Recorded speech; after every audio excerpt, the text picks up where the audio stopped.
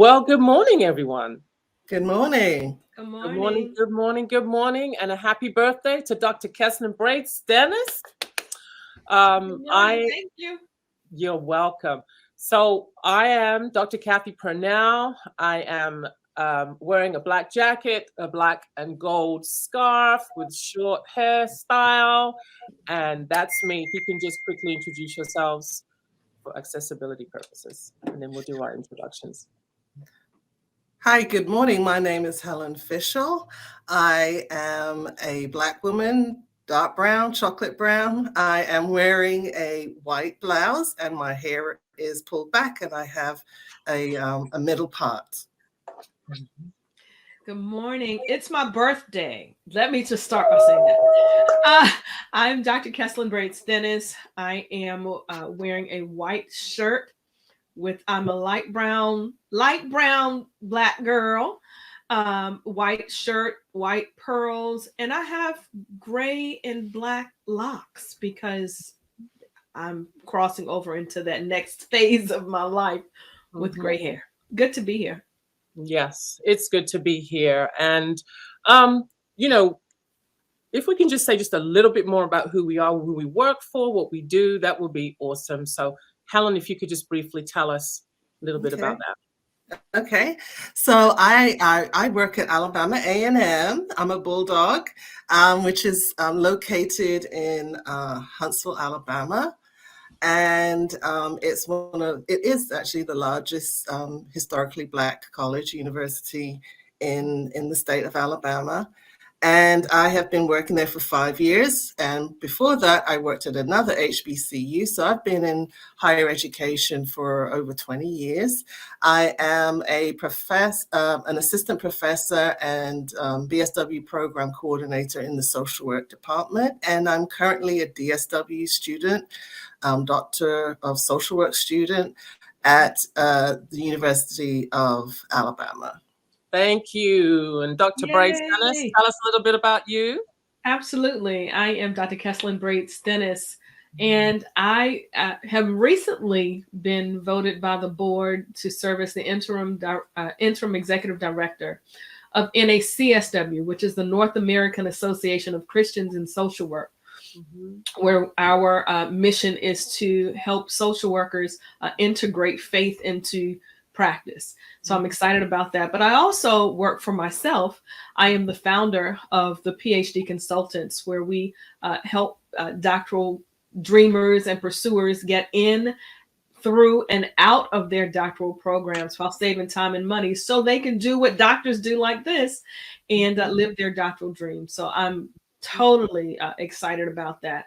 My experience, while I left the academy after achieving the rank of full professor and transitioned into more of a macro role where I'm able to help support scholars and students, develop programs that provide funding and advice, mentoring, all types of support for scholars. And so I'm excited about that. And now I'm in this newest phase of my life as the interim director of NACSW and owning my own business. So exciting times.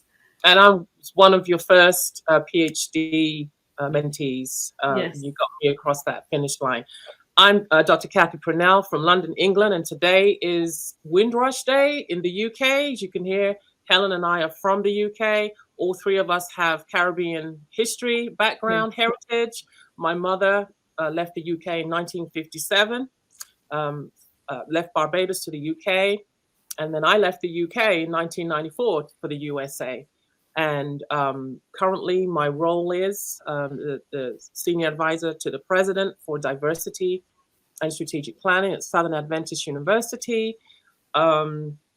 I have a background in L&D, instructional design, and I'm the founder of Dr. K's Storytelling Collective, where I bring people together in the virtual world to just help them find purpose and meaning. Yeah. So that's me. So look, let's move on and talk a little bit about why we're here. We're here today to talk about microaggressions in professional environments. And this is a session, a workshop that we have conducted several times around the country. And, we thought it would be great to talk about that because it's come up in our community in the L&D world. Some people are in roles, they love it, but they're dealing with some interesting dynamics, and we all have experienced interesting dynamics over the years, right? So today we're going to have a conversation, and I'm looking forward to it, and I know you are too. So let's just talk a little bit about microaggressions, right? So we have the definitions, but let's just talk for a minute about what they are. What is, and I always say there's nothing micro about a macro. There's nothing micro about a microaggression because, as far as I'm concerned, they're huge. I consider them macroaggressions, right? So, any one of you just want to give us your definition or the definition, the standard definition, or how you perceive what a microaggression is? Well, I see microaggressions as those subtle digs that people, give you. They say something, a snide remark. It's usually a subtle attack on something about you because, in I think in one of the definitions you have on our slides is that, it's subtle, but it's because you belong to a certain group that it happens to you. And but the thing about it with microaggressions, it adds up, right? It's lots of little digs, but then it amounts to a great wound, as you said. It becomes, a macro problem, and it eats away at you, at even the sense of who you are, bit by bit by bit by bit.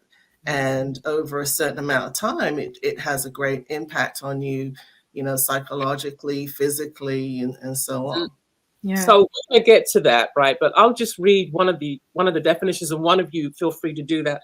But because we're social workers, we've used the SU definition. Microaggressions are brief, everyday exchanges that send denigrating messages to certain individuals because of their group membership. Yeah. Right? Yeah. That's the main definition. Then maybe Keslin, if you can just read just give us some of the examples. So the interesting thing about microaggressions, and Kathy and Helen, I totally agree. There's nothing micro about an aggression. It doesn't feel micro. It's like a paper cut, right? It might look small, but in the wrong place, it can keep you from moving forward, right? And if it gets infected, it's going to just be worse. But a microaggression can look different. Right. It doesn't have to be. People always say, well, how do I know that it's a microaggression? What does that look like? Well, it could be a micro invalidation, which is a negative, a dismissive thought or feeling or experience of another person, usually because they belong to a group. So an insult, just a dismissing of a thought, or micro assault, which is an explicit, derogatory, and violent verbal or non-verbal comment. Right, intended to cause harm. So an invalidation is just kind of minimizing someone else's thought, right? And assault is intentional, it's explicit, it's derogatory, it's violent, and it's meant to be violent. And a micro insult is just, a rude comment, just absolutely rude, demeaning. Yeah. So it can look like any of that. Absolutely. Go ahead, Helen, before my next I was reading an article by Kalia Sims, and she talks about microaggressions in the workplace. And she said she also talked about micro behaviors, right? So you have the verbal microaggression, the put downs, but then there's the behavior, right? So for example, it might be, inviting, planning a work lunch at a restaurant where one of your colleagues can't eat the food that's there, right? Those kind of behaviors that help to, that exclude somebody within the group, maybe because of their dietary, religious dietary requirements and so forth. And, so I thought that was really interesting in her article where she talks about the behaviors as well. So it's not just words, but also behaviors. Yeah. And one of the things that we often talk about is the difference between intentional and unintentional. I think we know who we are, right? I think we know when we are aiming a shot at someone and why we're doing that. Yes, sometimes it's unintentional, but we're grown. I think we should know by now when we are exchanging positive energy and when we are pointing our arrow to inflict harm. I think we know that, right? But so my thing is we got to have that self-awareness, that intelligence, that emotional intelligence to know, and what I'm doing helpful or is it harmful? Yeah. And we can all speak to that because I know I've experienced it in higher education. Absolutely. And in different environments, and we'll talk more about that as we move on. Kesden, did you want to say something before we move into S.T.A.R.T? I was just thinking about, and stop me if we need to move on, but I was thinking about examples of micro invalidation and assault and insult. And some of them could maybe fall into both categories. I'm in a lot of with my work with doctoral students and candidates. I'm in a lot of Facebook groups to support there. And one scholar was saying, she is trying to have a conversation with her chair, and her chair continued to cut her off. Right, it's continued to cut her off, and it wasn't necessarily intentional, but she was saying, "How should I respond?"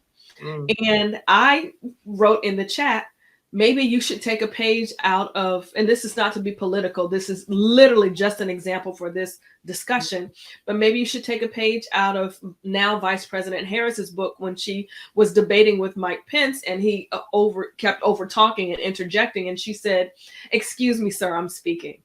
Excuse me, sir, I'm speaking. Excuse me, sir, I'm speaking," right? And she was just trying to make her presence known and help him and perhaps the audience realize that she was experiencing in that moment a micro invalidation, which said that her voice did not matter. And she was saying, "I am here and my voice does matter." Right. Hear me and see me. Thank you. Hear me and see me. Yes. And just quickly, I know that we have examples. We've shared them before. For me, I'm dark skinned. I love the color of my tone and complexion. I'm 54 years old and I'm rocking it. So, someone used to say to me, she said this for probably 6 months before I said something. She said, "You're really beautiful for a dark skinned girl." And I didn't see that as a compliment. So eventually I said to her, "Can I just be beautiful?" And then she broke down and cried, like you didn't know what she was saying.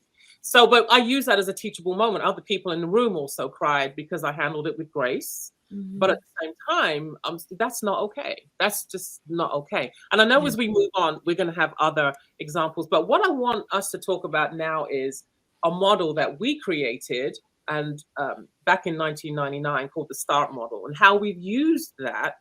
It's gone through an evolution of sorts, from initially being created to use with the trainings and the grants that you worked on to address intimate partner violence. And Helen, you used it to develop strategy around student success and retention. And then I have taken that model since, and I use it in my work around building strategy with leaders and organizations. So Kesden, just briefly, if you could just briefly, about no more than a minute and a half, just tell us the development of S.T.A.R.T and how that has now it's helping us to help organizations and individuals to just problem solve, especially dealing with bias and microaggressions and difficult situations. Absolutely, absolutely. So as you said, Kathy, we developed this model in 1999 when we were all living in Alabama, along with our friend and colleague, Professor Renee Finches Stevenson. Mm-hmm. We had received a grant to do some domestic violence awareness training through our university where we were working or a student, and we were doing this work. Helen was brought on as the person to lead this grant, and we were sitting down one day, literally trying to kind of think through all the things that we were experiencing in discussing domestic violence in 5 northern Alabama communities. And it just evolved. The acronym just evolved. And we developed the S.T.A.R.T model as a way of preventing and intervening and educating about the issue of domestic violence. S for Shatter the Silence, which deals with your internal work. T is talk about it, and it is in it's in quotes because it is still taboo. Whatever that taboo topic is for us today, it's microaggressions, right? So we're talking about it. Then A, the A for start is alert the public. Alert the public. So you gather together a group of people and you begin to develop a public awareness campaigns, and you begin to think through strategically. And the R is refer. So we realize that we can't help everybody, but we can refer. We know people who specialize in this area, in the area of microaggressions. I know you, Dr. Kathy, are DEI expert, so I refer to you. And then T would be continue to get training. Continue to get training. None of us know everything. However, over the years, we realized that this model can be used in addressing more than domestic violence. We've written about it. We've published about it. It's in journals, in books, but we realized that we can apply it in more areas than one. So here we use it now in most of our trainings. And specifically today, we're using the S.T.A.R.T model to discuss DEI and microaggressions. Thank you. So we're going to move to the S, and this is really, we've already asked a few questions, but this is a question that I have, and if you could just briefly respond to it, think of your best answer, right? So S, shattering the silence, which is the first part of our model. Can you share a significant moment when you were othered and you felt that pierce, that unseen warm knife penetrate your heart or your stomach, and you went, did anyone else feel that? You know? So briefly as possible, that's the best way I can explain it. Can you describe a personal or a professional? So if you just pick one, and I'm going to be tight with this, so you got less than 2 minutes to do that. Well, for me personally, I think it was day one of elementary school. I immediately was like, okay, you know, my main experiences with microaggressions have taken place or took place when I was in England.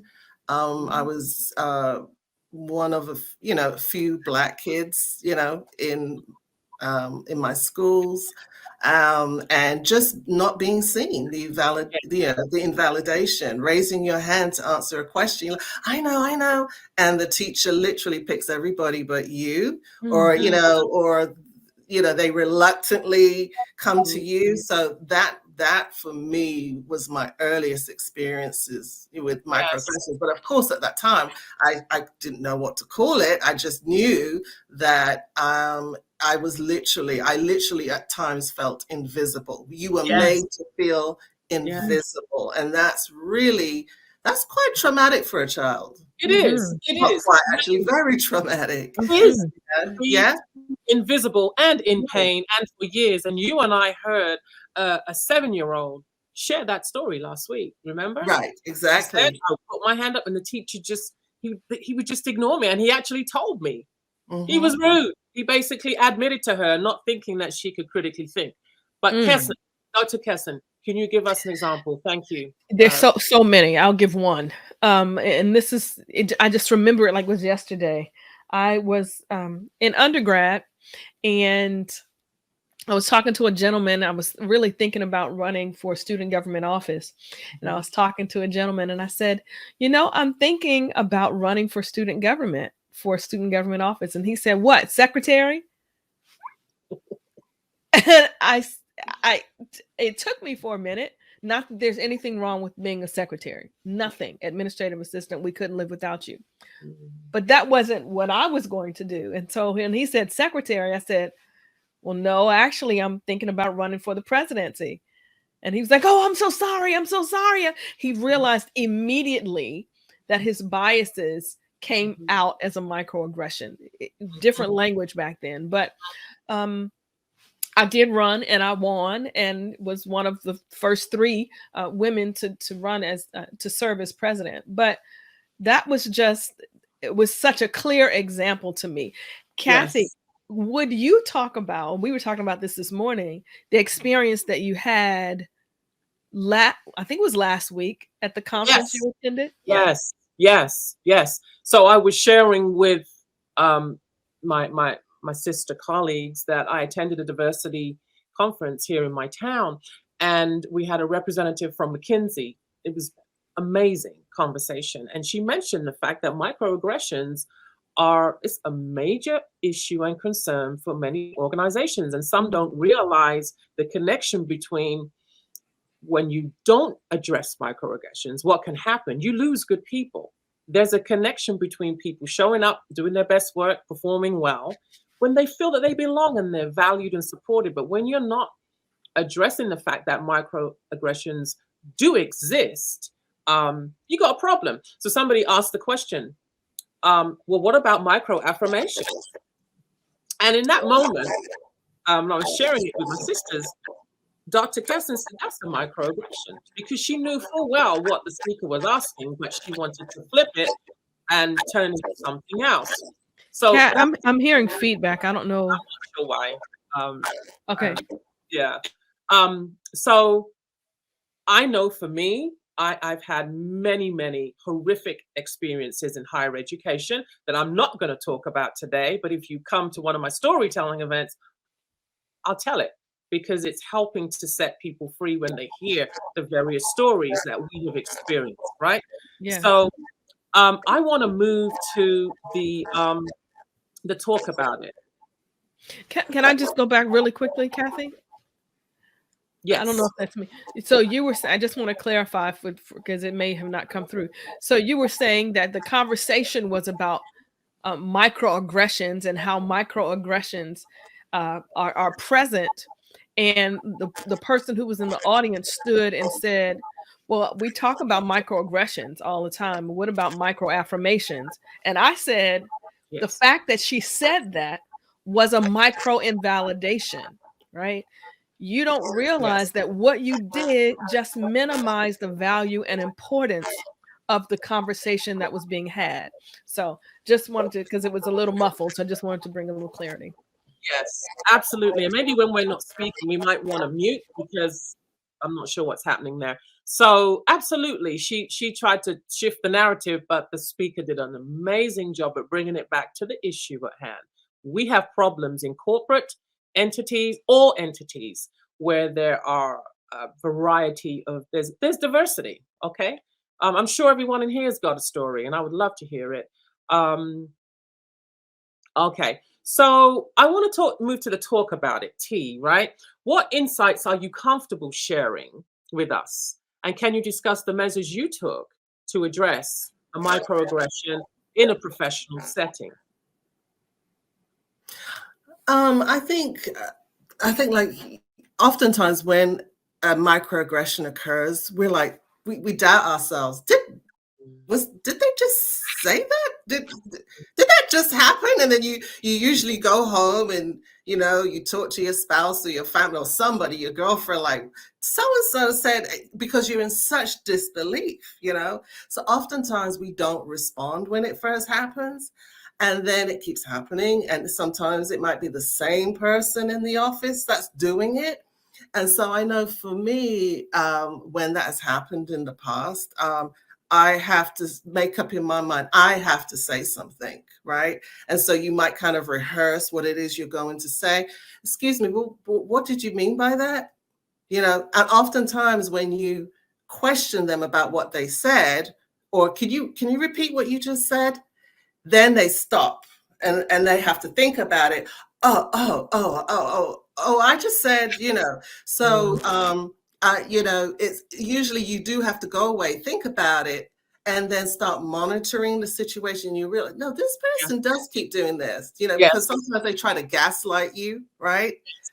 Right. But you got to believe in what you feel, right? Yes, What you is your do. gut telling you about this person, this situation, what they said? And think about your comebacks, because if you do not set the boundaries with them, they will keep doing it. But if they know Absolutely. that they can't do it, you're going to check them on it, they'll stop. Usually they will Right. stop. Well, one thing I want to mention before I move to the next, because I want to be cognizant of time, is in the talk about it, we we have spoken about the impact. We know that being in these environments where a lot of this stuff happens, where it's just maybe you and one other person, and it has an impact on the mental and emotional well-being, the physical. You don't trust leadership. You really look at people with that third eye and you're wondering, you're saying this, but I know that you're actually doing this. And it was difficult for a Black woman to be heard and seen, because we talked about not being heard and seen at a very young age, and we carry that through life. And now you're in an environment, in a leadership role, and you might be encountering these situations. And the question that I have had in the past is, who will believe this report? Who will believe me? And this is where we have to support, and we have supported one another. And so the next part of this model, May I add just a little bit? quickly. So you ask about strategies. I think that was the question. Strategies. Impact. Strategies, yeah. One strategy is to write down the incident, the date, the time, what it was, and how it made you feel. Yes. Right? And you keep your own log. And I these sisters right here, you all have gotten me through some serious microaggressive situations. But what I've learned in all of that is that you keep your own record. Yes. And eventually the series, the numbers of incidents, they're going to add up. And while you may not feel comfortable talking formally to someone else, you at least have your record that you can refer to. So when the time comes, you have your evidence, and you're not just talking from an emotional place, because sometimes that is minimized, but all of your emotions with your dates and your times and the situations collectively are there to support you. So take note. Yeah. And as we move into the alert phase, this is where people sometimes get stuck. So we talk and talk and talk and talk about it. Then the question is, well, what do I do? There's that fear sometimes that will immobilize you when you think about the bigger picture. Who will believe me? How will this impact me? Will it make me feel worse? Will there be retaliation if I share this? And we can all say we've experienced everything I've just said, right? It's real. It's not made up. It's not the boogeyman in our head dancing around. It's a real experience that has real impact on how we show up, right? So as you think about alert, if you can just briefly tell me strategies or steps individuals can take if they're dealing with this. How do they alert? Who do they alert? Do they go to HR? Is HR your friend, or is HR not your friend? That's a whole nother conversation and workshop that can go on for years, right? So if you can just talk about briefly a step that someone could take to alert, and talk about the importance of trust in that process. I think it's important to alert the person who is doing the microaggression, that is, letting them know on a one-to-one, I'm really uncomfortable with that. Like I said, what do you mean by that? And letting them know that that's not appropriate. If you can, sometimes but I think start with the individual. And I say the individual because it's usually the same person. And sometimes, if For some people, it might mean just trying to avoid any in-depth conversation, but I think it starts with addressing the individual who's doing it in the first place. And as you said, sometimes you may have to take it up to the next level if it continues to your supervisor, and even HR in some cases. Although, as Keslin said, I think it is important to document so that you can demonstrate that there is a pattern here, right? And and definitely, Professor Fischle and Dr. Keslin, documentation is key. Even if no one's believing you, this is your story. And I always say in the storytelling session, nobody can argue with your story. It's your story, and your story does matter. But it's difficult when the person who is perpetuating this is a senior person who is over you. What do you do next? That's when people just get on LinkedIn and start looking for other jobs and applying all over the place, and they're just compensating. So we really have to think about resources, alerting people within and outside of the organization so you can breathe. As you know, we've had each other so we could breathe through those seasons. This was awful. Thank goodness we got through it. Kevin, did you want to say anything before I move to refer, because it's 10:32 and I know at 10:45 we stop, and I want to give people time to talk. If we can just briefly talk about the R and the T, the refer and the training. So Keslin, say something about the R briefly. Keslin, Helen, the training very briefly, and then I want to open up the floor for some quick comments and questions. So the reality is that we don't know everything. None of us. Once we realize we've done the S.T.A.R.T, right? We're ready to alert, but we don't know where to go. Then it might be important for you to know your boundaries, for you to know, I'm an expert in this, but I don't know this. But I know someone who does, or I know someone who knows someone who does.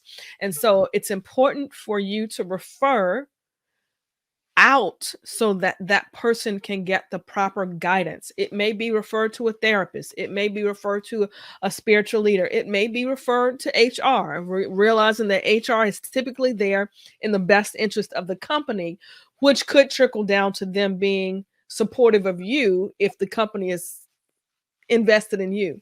Yes. It could be an attorney, but it could be a safe house, depending on the situation. But it's important to place that person in the hands of a person who is the expert. And so refer. Yes. Thank you. Thank you. Thank you. Professor Fischle, on the training piece, as you do this piece very well, you can give us some. I think that it's important that organizations do trainings to help employees recognize, and that's from the top right down, through an organization, that as part of their, for example, I work in a university setting, make it part of your, faculty training. What is a microaggression? Because, as a professor, professors can dish it out too, so I think it's helping people to recognize that what is a microaggression and how does it impact the people that they work with? Because you know what, even if you are not, quote, a people person, it does impact the bottom line in terms of profits, right? In terms of if you have turnover in your faculty or in your organization with workers. I mean, we saw that with COVID-19, that there were reports that people didn't want to come back. A lot of people didn't want to come back to the office, and it particularly impacted the Black community, whereby I don't want to come back to the office to deal with microaggressions, right? So it's important that organizations include microaggressions as part of their training, as part of their DEI training, and also letting people know what their rights are. What are the policies? Do you have a policy on creating a healthy work environment, and so on? So I think include it into the fabric of your organizations and provide training on it. And for ourselves as an individual, even if where we work doesn't provide that training, do our own research, do our own training, and know, you know, Yes. how to recognize signs. Well said. And that's what we, And do our own work. yes, right. Absolutely. Because sometimes it may not be someone else, not to minimize the microaggression, but sometimes your own experiences really impact how you receive and perceive their work. And so some of us just need to do our own internal work with a therapist. Definitely. It's 10:36, and I want to open up the floor for some discussion at this point. So we can. Someone said record keeping of microaggressions led to retaliation tactics, as Dr. Purnell is addressing now. Very uncomfortable situation because now HR is feeling protective of the organization and brings in the legal department. And that's, I want to go back to what Dr. Keslin said. Take your notes, keep your documentation. But something that I realized was sometimes that wasn't enough for me because I personally didn't feel safe. Because you just feel concerned about your safety, and there are issues of trust. So you have to think about, if I am looking for resources or referring or alerting, as in the model, how am I going to do that? And some of us had to create our own underground railroads to get help, for someone to hold water to our mouth, hold our head up and tell us, I see you. I know you. I know that's not you. So let's talk this through. Let me get you some help. Let me do such and such. I actually had someone attend a meeting with me one time. And thankfully, leadership were able to hear me and see me because they saw the problem. And there are a lot of people I'm sensing who are dealing with these types of situations and feel alone or feel frustrated. But we're here to say that you're not alone. You know, there is support and there's help. And in fact, our university is getting ready, where I am, in collaboration with the Center for Learning and Innovation, to conduct a big study on this. So just be on the lookout for the announcement in the next few, I'd say the next 5 weeks or so. But we're opening up this conversation because a lot of people are quietly suffering. Any questions? Please drop a question and we will take that. You may want to be prudent in your note taking, right? So you take your notes, recognizing that, you know, there may be some legal recourse that can work in your benefit or against. But the wonderful thing about therapy is that your conversation with the therapist is protected.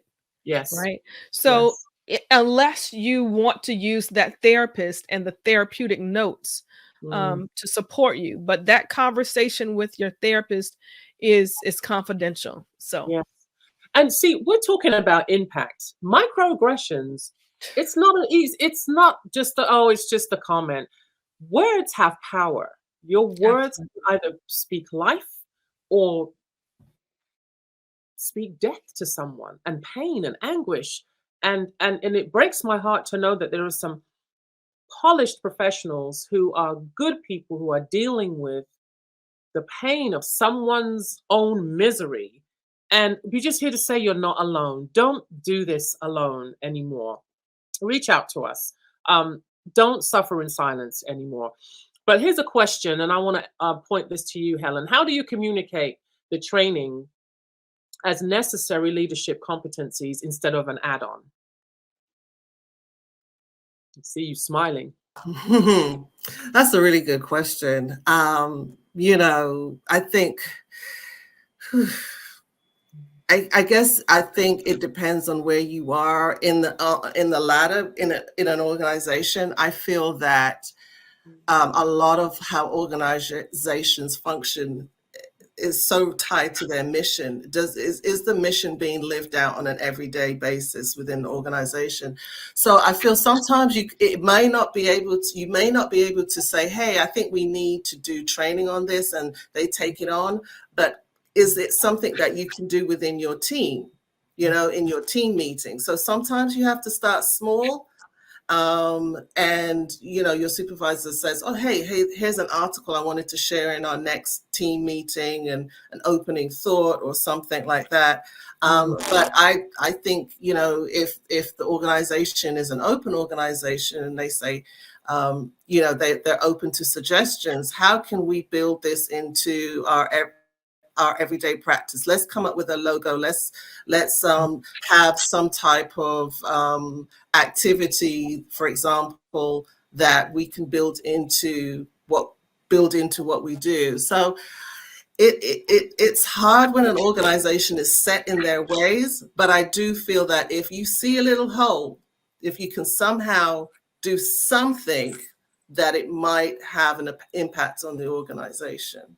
I don't know if you have any other suggestions. I have a recommendation. The recommendation is that all organizations run by money. So when you talk about how people are being, how people's relationships with microaggressions are impacting the bottom line, then the organization is more apt and open to infusing this as a mandatory training versus an add-on, right? Yes. Because this is impacting our bottom line, and our productivity is decreasing because of this person or this experience, or the turnover rate. So you talk about how this issue is connected to the financial bottom line, and an organization is more apt and open to addressing it. I love that. And we have just about maybe 2 minutes. And I want to say this. I am fortunate to have an amazing supervisor at Southern Adventist University, Dr. Ken Shaw, who listens, who seeks to understand, and who is partnering with myself as the diversity person to really create that environment where people's stories are heard, people are seen, and to communicate that they matter. So I think it's important that somehow you got to get buy-in so people can understand that there's a connection between how we show up, how we smile, how we speak, our nonverbals, how we affirm one another. All of that pouring into being intentional about communicating, belonging is key. But if we're coming in and we're taking and we're putting stuff in that doesn't add value, it does impact the bottom dollar. And I think when you talk dollar signs or pound signs, wherever you're from, some people will get it. And I know that I'm fortunate to be in an environment where my boss understands the value of the person. And can I just say, it will take time to build it into the culture of an organization. It's not going to be an overnight process. Yes, yes. So listen, we are at time. For those of you who want to contact us, please contact Mallory, and she'll let us know, or we can send our information to her, so that you can contact us if you're interested in coming to some of our future trainings and conversations and storytelling events. Please let us know. Thank you, Mallory, and for the learning exchange. Thank you, Dr. Kesslin Brade, soon to be Dr. Helen Fischle, and happy birthday. Thank you to everyone that came. I really wish we had more time, and I look forward to us getting together beyond this to continue the conversation. But remember, you're not alone. There is help. Thank you.